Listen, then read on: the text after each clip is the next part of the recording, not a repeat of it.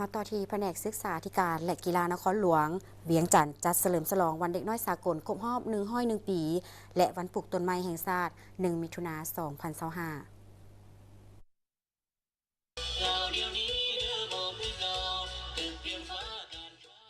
2025พิธีดังกล่าวได้จัดขึ้นในวันที่ 30 พฤษภาคม 2025 ที่แผนกศึกษาธิการและกีฬานครหลวงเวียงจันทร์โดยมีท่านถนอมทำทองคณะประจำภาคประธานศูนย์การแนวลาวสร้างชาตินครหลวงเวียงจันทร์ท่านสมพรสอนดาราหัวหน้าแผนกศึกษาธิการและกีฬานครหลวงเวียงจันทร์บรรดาองค์การจัดตั้งที่เกี่ยวข้อง9ตัวเมืองนครหลวงเวียงจันทร์พร้อมด้วยผู้ให้การสนับสนุนผู้ปกครองน้องนักเรียนอนุบาลประถมทางภาครัฐและเอกชนในนครหลวงเวียงจันทร์เข้าร่วมพิธีเฉลิมฉลองวันเด็กน้อยสากลครบรอบ100 ปีและวันปลูกต้นไม้แห่งชาติวันที่1 มิถุนายน ปี 2025แผนกศึกษาธิการและกีฬานครหลวงเวียงจันทร์ได้มีหลายกิจกรรมเช่นมอบของขวัญให้หลานน้อย9ตัวเมืองยอดยาวิตามินเอปลูกต้นไม้ส้มการแสดงศิลปะที่ดีเด่นของแต่ละเมืองแข่งขันกีฬาสำหรับเด็กกิจกรรมเผยแผ่เมตตาธรรม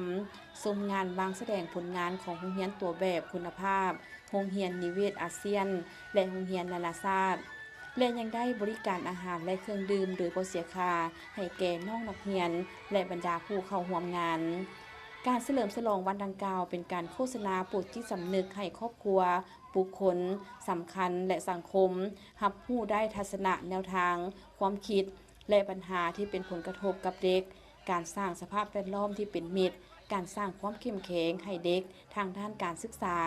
การรักษาสุขภาพโภชนาการสุขอนามัยข้อมูลข่าวสารและการปกป้องเด็กจากทุกรูปแบบของความรุนแรงและการกระทำอื่นๆที่ส่งผลกระทบต่อเด็กในทางตรงและทางอ้อมเพื่อรับประกันให้เด็กทุกคนมีอนาคตสดใสมีชีวิตที่มีคุณภาพและมีคุณค่าต่อสังคมและประเทศชาติในทุกๆปีแผนกศึกษาธิการและกีฬานครหลวงเวียงจันทร์ได้เฉลิมฉลองวันบุญเด็กน้อยสากลเพื่อให้พ่อแม่ผู้ปกครองเด็กและสังคมเข้าใจความสำคัญของวันเด็กน้อยโดยเฉพาะแม่นเด็กหญิงที่ด้อยโอกาสให้มีการศึกษาที่ดีขึ้นขยายโรงเรียนเลี้ยงเด็กโรงเรียนอนุบาลโรงเรียนสายสามัญอย่างเป็นระบบเพื่อรับประกันให้เด็กน้อยได้เข้าเรียนอย่างทั่วถึงเป็นอนาคตของประเทศชาติในต่อหน้า